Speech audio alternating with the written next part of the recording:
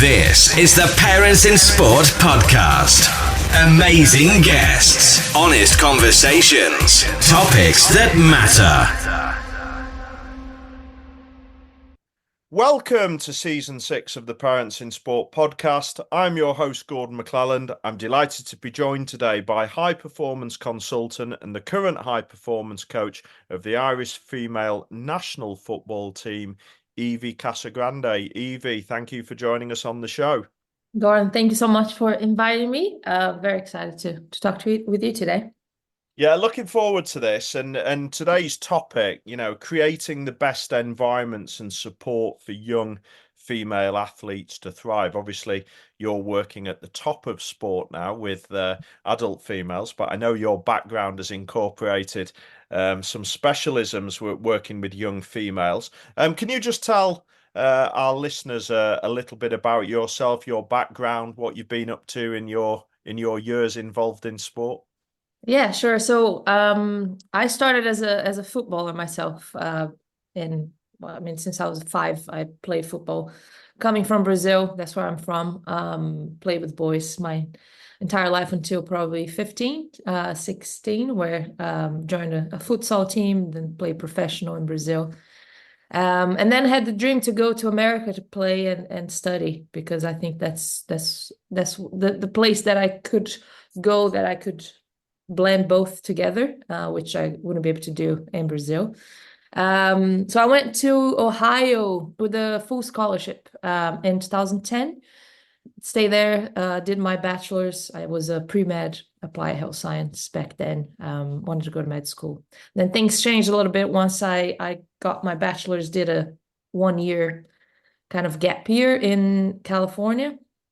Just one of those things that you do like 5 different jobs, just to try to figure out what you want to do. And I was coaching, I was working in hospitals and cancer research. And then I just realized that I really missed the sport. I had to make the decision of stop playing quite earlier than I thought that I would. But it was one of those things where you go you go by yourself to America, to a completely different country, and then you want to stay there and you just have to make some money. So back then, I think as a footballer, even going pro, there's not a lot of money in it. So I just had to make the decision to pursue my master's, and which was the best thing that I've ever done, because I really fell in love with high performance. I did my master's in kinesiology, exercise physiology. And then just started coaching kids in 2017. I started 2014 coaching football, but it was not only until 2016, 17, after my master's, that I started actually coaching young athletes. And I fell in love with it. I was really, really passionate about youth development, still am, but kind of life went and gave me some opportunities in the women's game at the highest level, and with more of the elite professional senior team. And it's been very cool. I came to England 4 years ago, worked in Brighton women's for a little bit, and then decided to open my own business, high performance consultancy business, and doing a lot of different projects at the moment, working with the Irish women's national team, which has been very, very amazing opportunity. And then doing some coach education and long-term athletic development projects, which has been quite cool to come back to it now. Fantastic. I mean, you've touched plenty of bases there, which I think's also nice. I often joke, Evie, a bit like you, I finished playing at a young age, so technically I should be 60 now, having done 25 years of coaching, even though I've still got a bit of energy left, which is good. Now, we're talking, really good environments, support for, high performers or young female athletes. You'll have seen over the years that there's these amazing sort of support groups for athletes. They need them. They need that support network. I guess some of the challenges come, particularly in the youth space, around how effectively are we working together? Yeah. We still encounter lots of challenges where coach-parent relationships, even at the highest level of sport, are a little bit fractious. Young people getting different messages from their parents than they are from their coaches. You obviously see the support behind the adult performer. Why is it so important that we get that aligned and are able to join up the dots to help people perform? Yeah, I think it's interesting because I was a footballer, so I can talk a little bit about when I was a player and was in environments and clubs. I think players and young athletes, they see through all this. Like if you're not aligned as a coach or as a parent, and you have mixed messages, it's kind of overwhelming. And you add the social media aspect to it nowadays. So young athletes are also getting all this information that it's out on Instagram, that most of it's just not good quality stuff. So you see all this happening. So I think as coaches, you have such a big role and impact on the athlete. And I think the relationship between all the stakeholders around the kid, the athlete, the coach, and the parent, it's very important. But when it comes, I think what I've learned in the last 2-3 years, it's because as a coach, there's a lot of turnover in sports, right? So like you're in one role, and then next day you're in a different role because of results. You don't have control over it.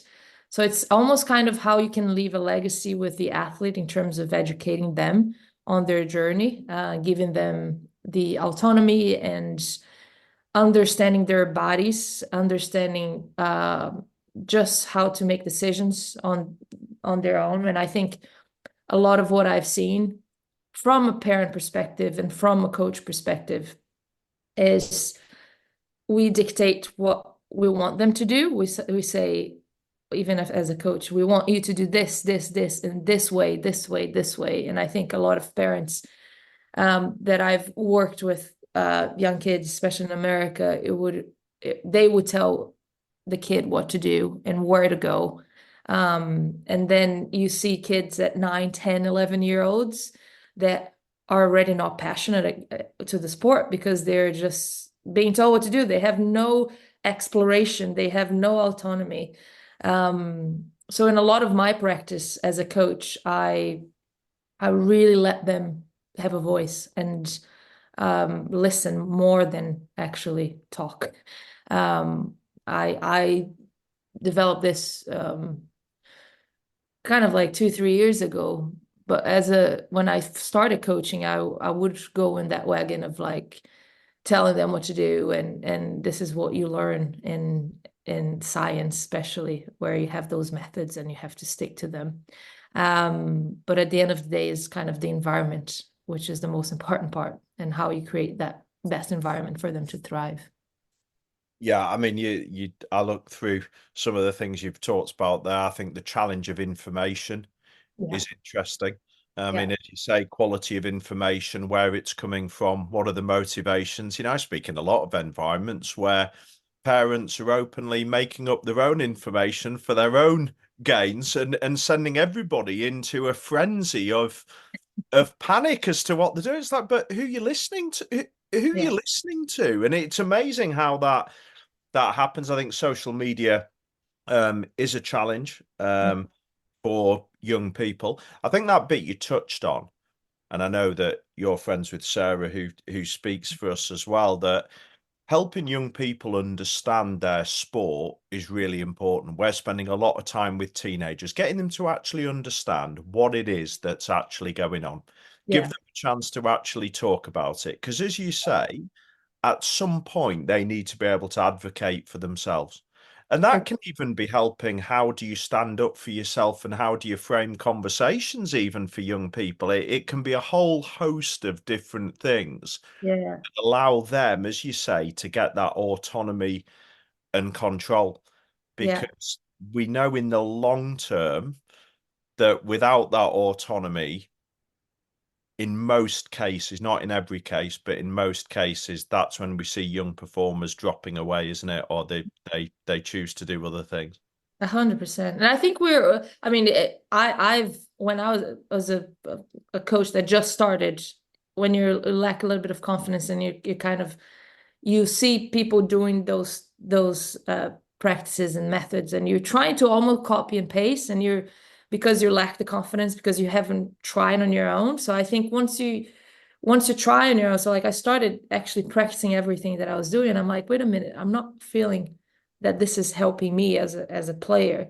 And that was cool because I was doing my master's as I was playing semi-pro. So I was testing things out on my own. And then now as a coach, then it's kind of, if you tell them what to do, then they're not gonna know what's going on. So like in terms of movement, you see athletes just going through the motions and not even knowing why they're doing what they're doing, because we're not taking them on an educational journey. We're not really explaining to them why we're doing things. So yeah, so I think that's definitely our role as coaches is so important in that, because it's just going to get worse because of the social media and the misinformation that's out there.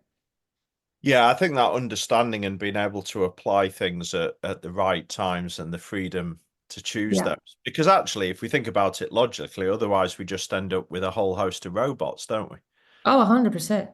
And that's what it's very easy to get to that point. And like I said, in the beginning, I would be so frustrated as a coach when I was like, it worked for me.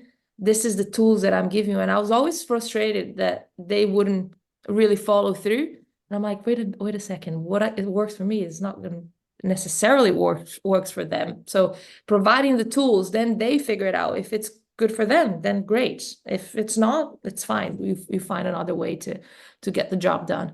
But yeah, so it's they have to be able to make the decision, but we as coaches need to provide the education and the tools and resources for them to be successful. Yeah, absolutely. I mean, I think that one around setting up the environment, and I guess you consider that bit you were talking about coaches, and just rewinding to that bit about coach development. I think it's really hard for young coaches, and I get to talk to a lot of them at the moment, because when you go new into a field and you're coaching, you run sessions and you sort of not hope for the best, but you hope they go quite well. You've got no track record or experience to draw upon. So you tend to pull your experiences from either a quick coach ed course, what your teachers did with you, or what worked for you. Yeah. And I think that parents maybe do that also with their support of young performers as well. Well, if that worked for me, then it'll work for my kids. Yeah. Now, I can categorically say the stuff that worked for me definitely does not work with one of my two children who are in performance sport. And when I keep banging on about what worked for me and my messages, it's probably the biggest turn off in the world. And I think we've got to be careful that we don't assume that we can just copy and paste on what worked for one person or one environment in another. We've got to be open to exploring different ideas and solutions. Yeah, and let them make mistakes. I think trial and error, right? Like I don't have kids, I have a dog, but I had a lot of kids that I coached, and the more that you just let them figure it out on their own, it's the best thing to do. And I remember this. I used to have this day when I was coaching very young athletes, like 8 to 12 year olds especially, and in America. And I remember saying, okay, how can I develop their exploration autonomy? Because at this point, they're not talking to each other. They are not playing outside. They're just inside. They're just on their iPads and watching stuff every day. So how do I create that environment for them to like let them explore a little bit? So I decided to do this experiment where I kind of, and I teach some football coaches to do that, especially on warm-ups. So I divided the group of kids into two, and I gave them a bunch of different equipment. So I gave a bunch of different equipment for group one, a bunch of different equipment similar to group two. That's like hurdles, poles, all kinds of things that I could see in the gym. And I told them, you have 5 minutes to meet as a group and talk, and create your own circuit. I want you to, the only rules that I'm giving you guys is you have to include jump, landing, rolling, and different creative things.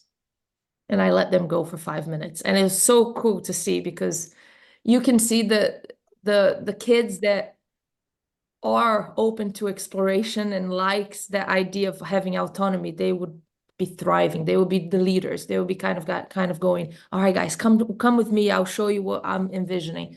The ones that are mostly very uncomfortable with that, because they are probably used to being told what to do all the time. They would feel very lost, and you could see that they were just like wouldn't be motivated to do the circuit.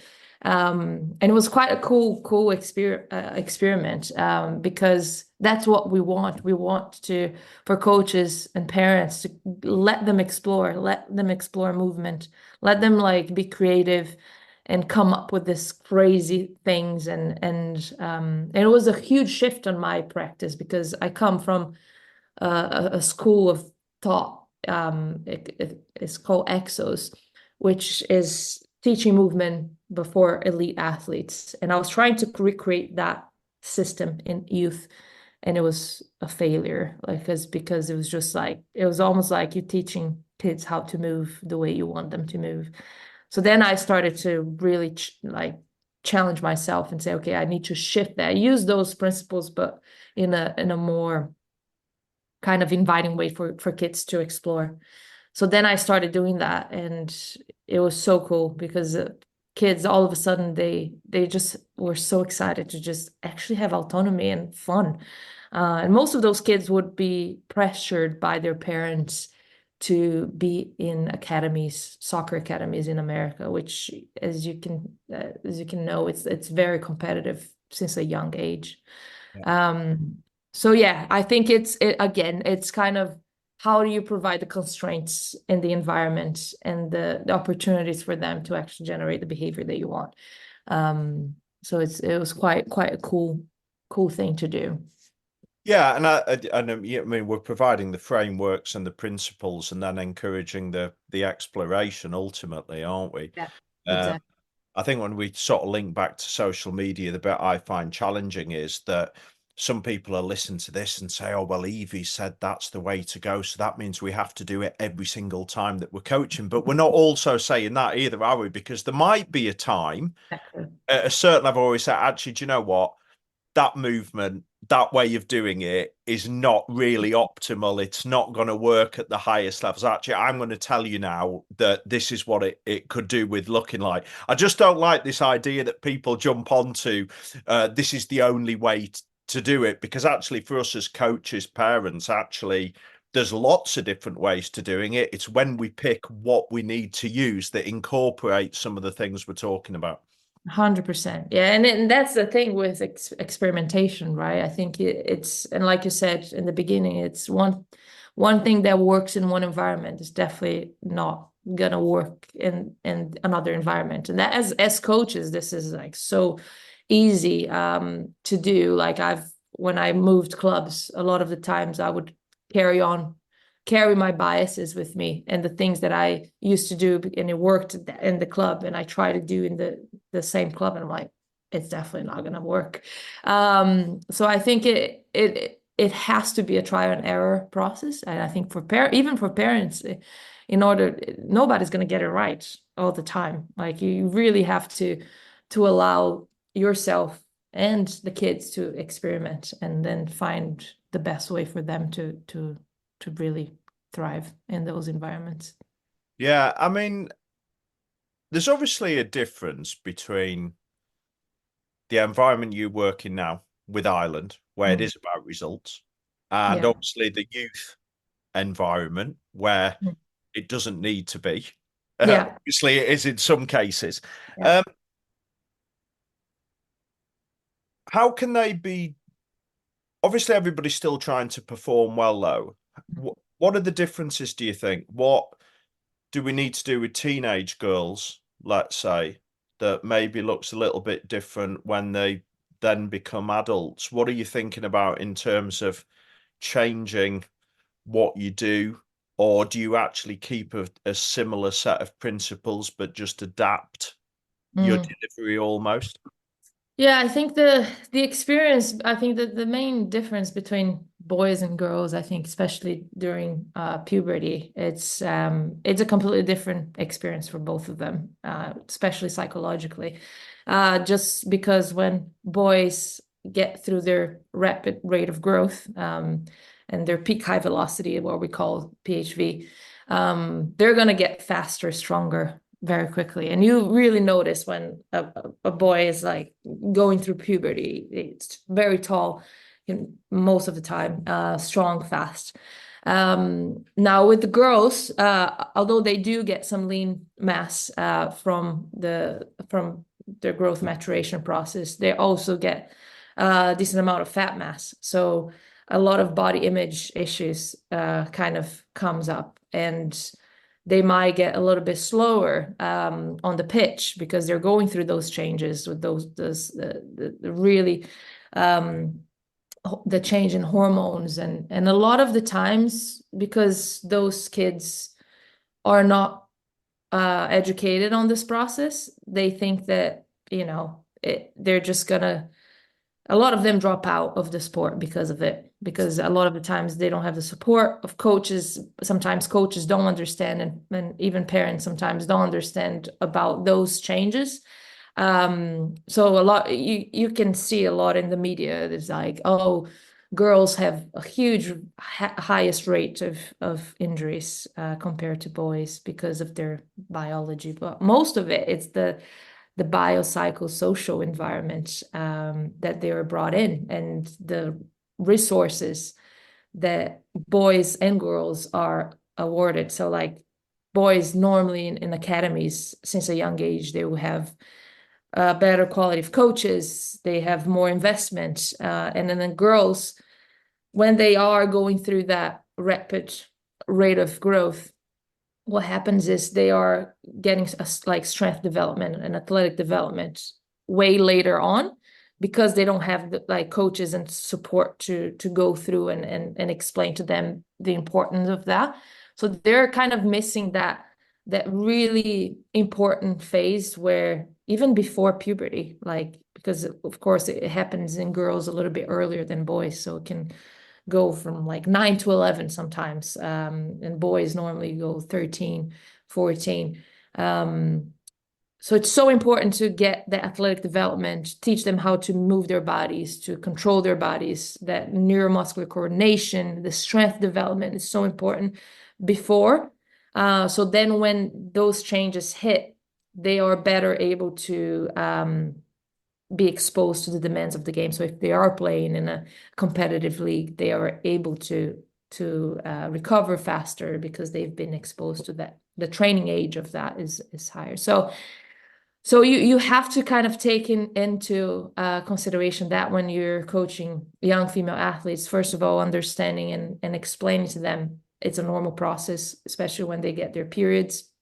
There's going to be a lot of changes happening, once a month, and a lot of the times people think that would just be when they get their cycle, and those like 4 or 5 days that they get their cycle, but the entire change of hormones happen in the entire month. So for example, I myself as a female, I have 10 days before my period actually arrives, I have huge crazy mood swings, and because I track my cycle, I understand that those changes are based on the hormones, oscillation of hormones, and I've been diagnosed with endometriosis, which is quite a painful process for females, where their periods are way more painful, and there's more flow. So we need to be able to talk about those things and educate the kids and female athletes and know what is normal, know when it's not normal, and understand that tracking their cycles is so important so they can understand their bodies. And nowadays it's so easy. Like they have apps, free apps that allow you to kind of look within and say, okay, how am I feeling today? And a lot of the times we kind of perceive only the bad symptoms of the cycle, but there's also amazing positive symptoms. So like there's phases in my cycle that I feel so strong. That's when I know that I can actually go to the gym and really lift heavy.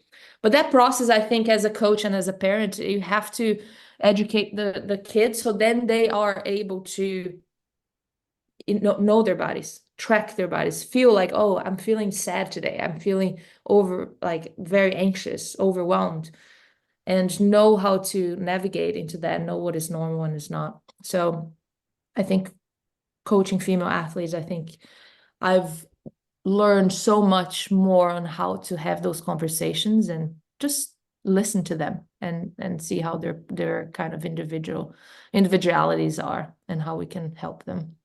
Yeah, I think, my goodness, I've written down about 6 things from your last few minutes there, because I think there's some things for us as parents, in particular, maybe dads, I would say even more as well, about with daughters, understanding their cycles, trying to help the support of that at Yeah. home, but actually our young girls understanding what may be going on. And as you say, there are some positives to certain parts of the cycle. There are some negatives as well. Body image, you brought up and talked about in young females, that growth. Now, I'm going to be very honest here. I got this wrong probably about a year ago when I described my daughter, who's quite a good footballer, as being slightly heavy. Now, it wasn't meant in the intention of she was badly overweight. It was that sign where she still plays boys football like you did. She's 13 and doing well in her own right with the boys. She just looked slightly sluggish and slightly slow. Yeah. To which my wife then did say, well, if she ends up with a body image issue, you're to blame and you're responsible for this, for making that comment. Girls' bodies change, don't they? Like you've already alluded to. How do we, as parents, what do we just have to consider with that? Maybe not being as silly as I was with such a comment. Yeah. It is their shapes are gonna change, aren't they, throughout those teenage years, maybe even from 11 right the way through to 18. How do we foster good habits, make them feel good, and do we even talk about it, or do we completely ignore it, or are they just gonna go and look at social media and compare it? What are your thoughts on that? Yeah, it's a tough one. I think the main thing is the language that we use. I think and almost like defining what we define as sporty, what a sporty body looks like, and that's what the media normally defines, right? And sometimes we ourselves, as our own biases, we define, but not. I think kind of shifting the talk around what the body looks like to what the body can do. I think it's quite important. Um, I as a female, I struggle with body image still today. Like as an athlete, I did struggle a lot, and I was quite obsessed with like trying to look a certain way just because of how the society kind of perceives until I was like realize how strong I was able to be. Just like, and it doesn't matter if I was looking like bulky or whatever, but I was actually feeling confident about me being strong and being able to push other players around. And then when I kind of shifted that mindset in terms of like, whoa, this is what my body can do, instead of this is what my body looks like, it really helped shape that. And of course, understanding my body better. Like I said, I think educating the young girls about the changes that will happen, and it's completely normal, but that doesn't define who they are and how they look. It's kind of like more accepting it, the positive changes, they can be positive. And then knowing that with that, I think with the hormones and stuff like that, especially when you go through puberty, a lot of the strength adaptations, when you do strength work and strength development for young athletes before they hit puberty and before they hit the rapid growth, most of the adaptations are neural adaptations. And then once they hit puberty, because of the hormones, then you can kind of have more structural adaptations, that muscle size and stuff like that. And that's when you actually can really take advantage of training and strength work and athletic development work. It's kind of like, whoa, now I can really be stronger, even stronger, and even faster, because I'm going to be able to be stronger. So if I'm stronger, I can hit the ground faster, hit the ground with more explosive. So it's all about how we frame this, this period, and also how we also frame to our athletes, our female athletes, that there's no definition of what a sporty, like we shouldn't be putting an image of what sporty looks like. And it's almost like empowering them to see what their bodies can do, and really empowering them, like, whoa, look how strong can you be. I like that. What can you do? I just want to go back to these growth and these cycles that we see in young females. Let's take the journey generally from 11 to 18. And I know that it's obviously an individual thing, that people hit those stages at different times. What should we expect to see in that sort of block of period? When, let's say I'm listening to you this morning and I'm thinking, well, I think my daughter's quite strong. I think she's already started to go through puberty, but I'm still not convinced, she's only 13, whether she needs to do the gym work that a 16-year-old brother's doing, who's quite good as well. Yeah. How do you know, without that level of expertise, when is the right time to incorporate this, or when do you have to back off a little and let it develop out? What are the general patterns or trends that you see in those periods? In terms of athletic development, strength development, you can start early on, and that can be just teaching them fundamental movement skills, right? So we talk about knowing how to squat, knowing how to hinge, knowing how to push things, how to pull things, how to rotate, how to stabilize, how to jump, how to land. Those are mainly the grasping fundamental movement skills. And you can do that at any point, with any time. And I think the youngest that, like, so for example, 8, 9, from 9 to 12, you do that a little bit with more fun involved, more creativity. That's where we talk about the circuits and talk about animal flows, animal movements, right? The bear crawl, all those different things, crab walks, that you develop those movement skills early on. Now, developing those movement skills early on without a lot of weights, that will allow them to know those movements, kind of like a neuromuscular coordination. Yeah, you're setting up the movements, aren't you, to then add load later on. You're basically getting them to do it with minimal weight. So you can do the movements, you're just removing the weight element.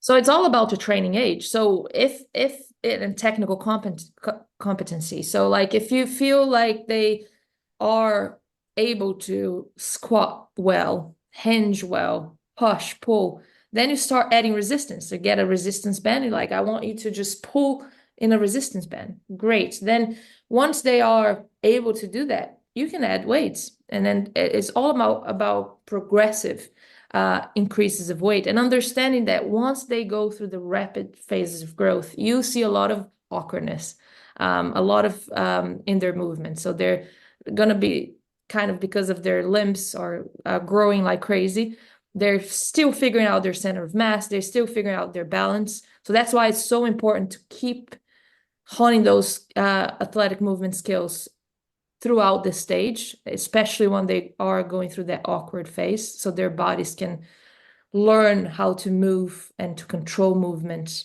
And then once, if they are competing, if they are playing with boys, if they are playing and playing a very a bunch of different sports, you just have to understand about the load itself, because going through those changes psychologically, it's going to add a huge load on them. And then you add academics, you add competition, you add social pressure, you add social media. That will be a load on its own. So I think it's understanding when they go through those changes, you have to be a little bit more sympathetic in terms of empathetic in terms of how much you add in terms of load. And we're not talking about just physical load, right? We're talking about cognitive and mental load. So I think we also say in a coaching perspective, you need to develop your coaching eye. You need to develop and see and notice things and listen to things when your kid is talking to you about their worries or about what they're going through. You need to take that into account and say, okay, how can I then support them into this phase? Maybe not pushing them too much to do a lot of extra work.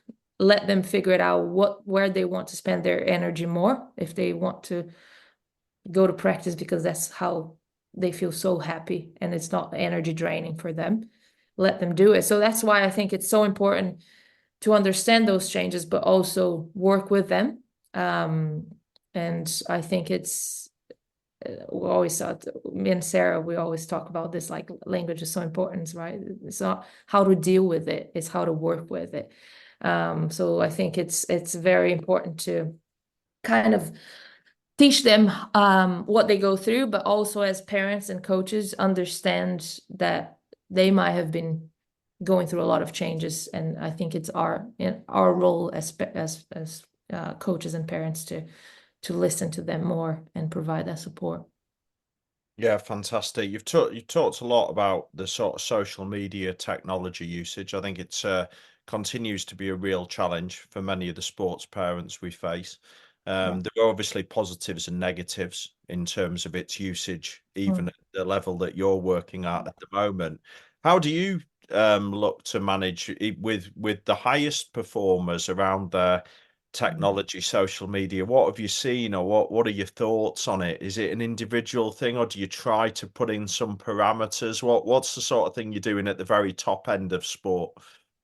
Yeah, it's a funny one because a lot of the elite athletes, they almost it becomes what they do because there's sponsorships, there are things that they have to kind of keep being active. And I take this like as in a personal level because I'm as a consultant, you have to put your work out there. You have to like, and I hate that, but it's kind of like you need to do that because it's your job.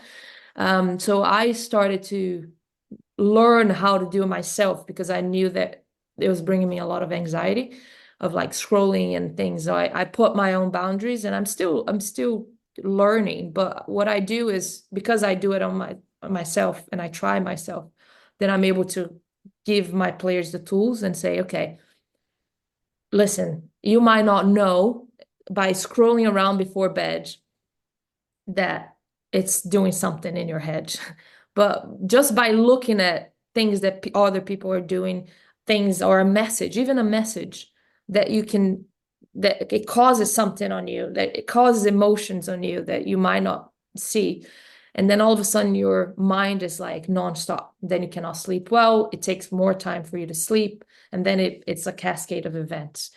So what I normally tell them to do is kind of like, okay, why don't you try it out first on maybe you either put your phone in another room. If that's too hard, that's fine. Put do not disturb 2 hours before bed. Cut the notifications on your phone. I think that's the biggest one.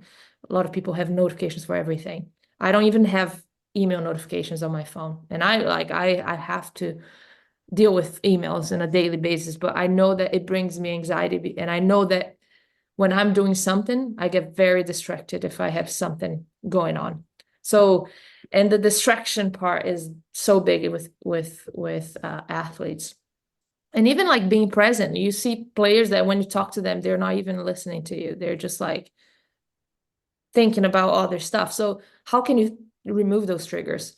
And I teach that to young athletes also. I say, you guys might not notice, but it really kind of gets you, if you read a message or if you see something, start paying attention to what emotions that can bring you and what that affects your performance. Yeah. And then all of a sudden they start thinking about it and they start trialing things out. And then that's kind of how I do it. I don't say you should do this, but try it out. Yeah. Yeah, and I think that's again a lovely way of putting it. I mean, I may be described as draconian on some things, and I know working with young people and their parents, talking about putting in phone routines at home, the whole family docking their devices in that run into bed, because we know there could be impacts on performance. I talk to young people. Well, a big one for me is, not being on their devices before competition, not necessarily for the music or not necessarily for watching a film if it's a long journey. It's more the messaging functions, the stuff that raises the anxiety. I'm still yet to see anybody convince me that going on those, there's going to be more positives than potential negatives in terms of performance. I mean, I'm open for people to criticize that. But a lot of parents say it's really difficult because they end up in these sort of fallouts with the kids. And I'm really clear on this because it's like, but if you're telling me you want to be a performer, then you've got to make some good choices. I'm not going to let you off the hook here, but you can't say on one hand, I want to perform at my best or I want to be a high performer if the choices you make aren't helping you do that. And I think that's how we give them that autonomy. And if they really are serious about it and they want to find every gain they can, they've really then got to consider what they do, haven't they? And we're putting that on them. You have to be all almost like strategic in how you say it. I do it all the time. I'm almost like tricking them to understand what I'm saying by like, so for example, a lot of them have those gadgets like Whoop, right? The Whoop, the Aura rings, and it's great, but also it's terrible for a lot of reasons in terms of like a lot of people are obsessed with the data and stuff like that. But one thing that I started doing is like when they complain to me that they are tired, or we have the wellness questionnaire, or even you can ask the kids in the morning, like, how are you feeling? Like, oh, I feel very sluggish, or I feel very, and then you start the conversation, like, did you sleep well? It's like, yeah, I was quite anxious. I couldn't really sleep. And then you start always correlating to the performance side. When you correlate with the performance side, then things started to change. So then when I say, okay, you have your Whoop there. So next time, just try it out. Maybe just have 2 hours off your phone. Put a breathing protocol in, just to get you to like breathe. And a lot of them are like, oh, I hate breathing. But then when I tell them that breathing can link to performance, because I had a huge panic attack in 2021 that I went to at the hospital thinking that I was having a heart attack. And that allowed me to slow it down and say, whoa, I need to change something. So I started training. I signed up for these guys that I really trust, and they have this breathing work system where it's all about performance. And I started working on my nasal breathing, and I got Sarah to do it too. So you can ask her. She was on this all the time. But learning how to breathe through my nose just by like doing my jogs, 4 sets, 4 minutes, right? Yeah. And I started like feeling so much fitter. And it's like, wow, so breath not only helps with the mind, but also helps with performance. So I started doing that with my players in recovery. So when they're doing recovery or rehab, when they were like very frustrated that they had an injury, I'll go, okay, we're going to do this bike session, but we're all going to do nasal breathing. And they started to like love the challenge of this, right? So it's almost kind of how do you correlate those things instead of just saying you should do this because this is not the way to do it, right? It's kind of like playing around and say, look, I almost like challenging. It's like, oh, I did this breath work. You should try it. See how much you can get on. And athletes love competition, and your kids will probably love competition. So It's finding different ways, creative ways to get the point across, and instead of just more like the direct authority. Yeah, absolutely. It's providing them to think about, consider it, and then make their choices. And I think then our role as parents then, or as coaches, is to actually jump on, let's say they make a good decision and it leads to a positive outcome, that we jump on the decision. I'm Yeah, talking to parents about this, jump on the decision. yeah, Don't jump on the outcome, because in my world and your world, everybody's chasing outcomes at the level where I just take that for granted. But actually, let's jump on the decision, because if we're valuing that as much as the outcome, and we let our kids know that, they may think, oh, hang on, pat on the back for making a good decision. I might do that again because yeah, that's led to a positive. So we're almost trying to ingrain those behaviors with them, aren't we? And I know a lot yeah, of parents fear with some of these dialogues, and we spend a lot of time, is like you say, that if we just go in, particularly with teenagers, and say, you shouldn't do this, you shouldn't do that, we're implementing this, we then end up with basically two sets of emotions clashing with each other, and oh, it doesn't work. So mm, we've got to be clever, as you say. We've got to be more subtle with how mm, we land the messages. I've got a little bit not grumpy is not the right word. I've got a little bit with teenagers at the moment, particularly around some of the performance environments we work, holding them a little bit more accountable with their parents, in yeah, terms of they're saying to their parents, I want to do this and I want to do that. And like you say, well, hang on a minute. You're saying you want to do this. Do your actual behaviors and the choices you make yeah, actually reflect that that's the case? Or are we just paying lip service to this?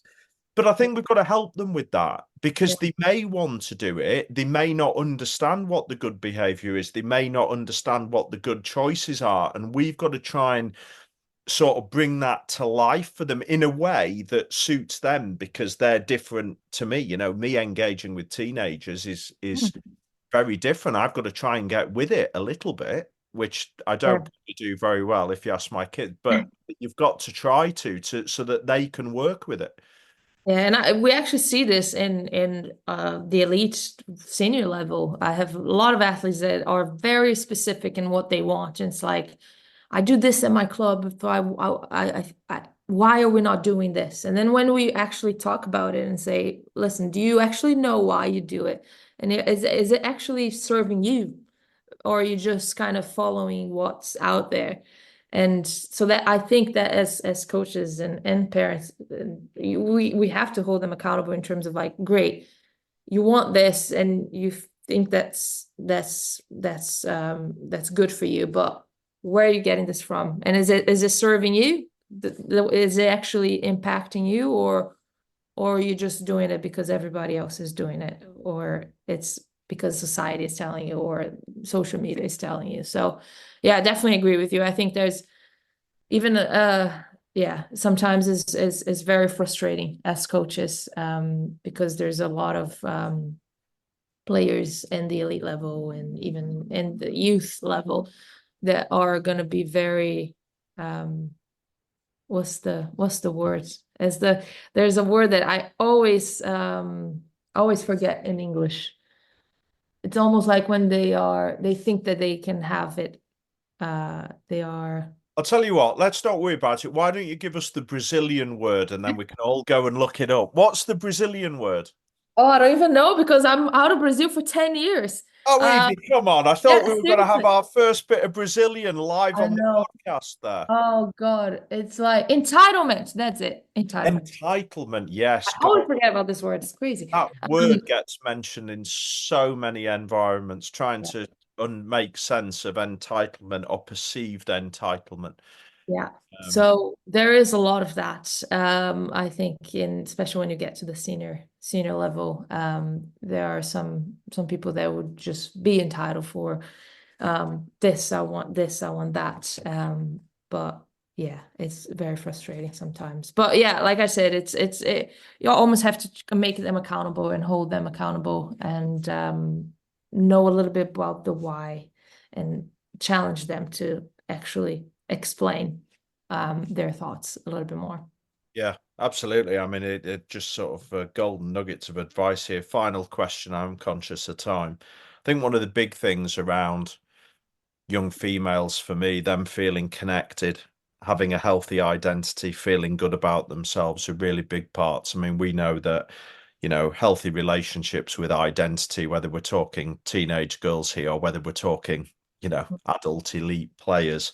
I know you're striving to ensure they have a healthy relationship with it at the very top end. What do you think we need to be considering as parents to help support our daughters with this? I did hear a lovely saying around identity. You like this, if you haven't heard it before. A guy called Brad Stulberg, who we've got coming on the podcast, similar to you, and he wrote a book called Master of Change, and he was talking about it. Not that he's a complete expert in identity, but I did like, he said, you would never build a house with one room.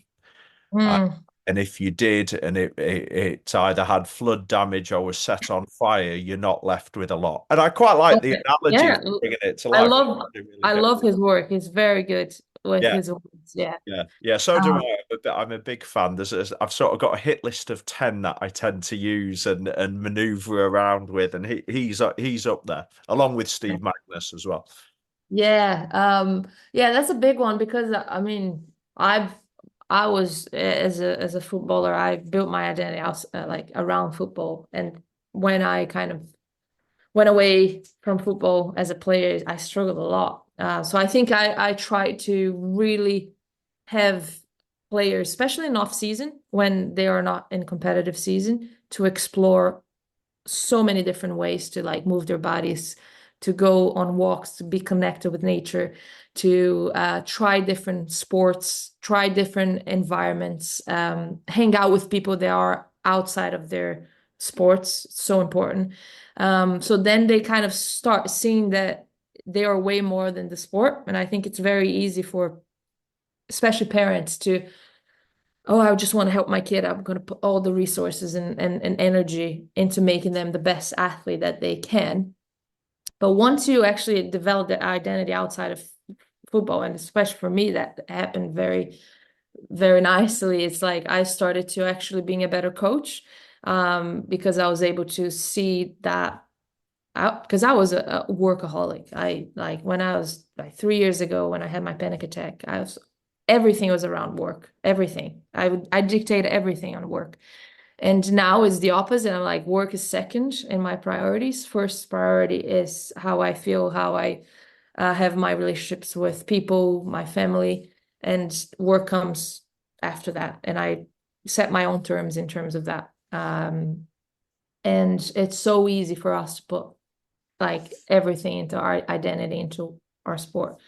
But I developed so much more confidence and, learned so many more skills just by hanging out with people that are not in sports and doing things that are not like competitive all the time, to just do things for fun, which for me was very hard because I've always been so competitive.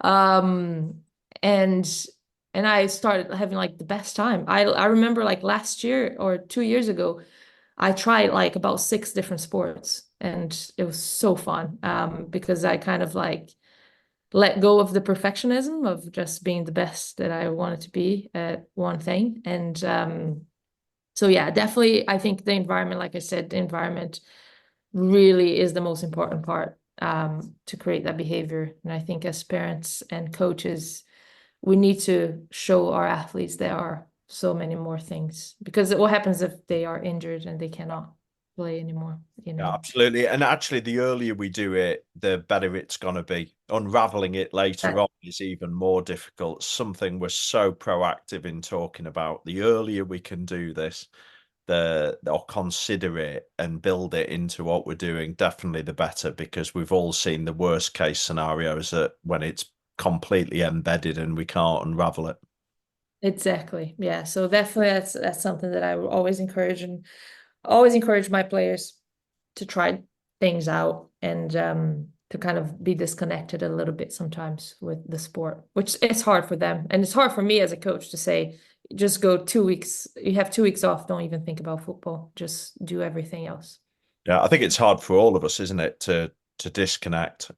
Evie, thank you for joining us on the show. You are, without a doubt, the first Brazilian ever to join the podcast, even though we couldn't remember the word for Yeah. entitlement. I don't even know that word in Portuguese, which is crazy. But I know the action, but Yeah, absolutely. But we almost had the first almost. Portuguese, Brazilian, however we want to describe it, word. Absolute pleasure having you on. Thanks for sharing your thoughts. Working with the highest performing females around, how we can support young females who are maybe aspiring to achieve some of those things. And I'm sure that lots of the parents, coaches listening to the podcast will be able to take something away that they can look to implement either at home or on the training field. So thank you so much for joining us. Thanks so much, Gordon. Appreciate you. Thank you for listening. Check us out at parentsinsport.co.uk.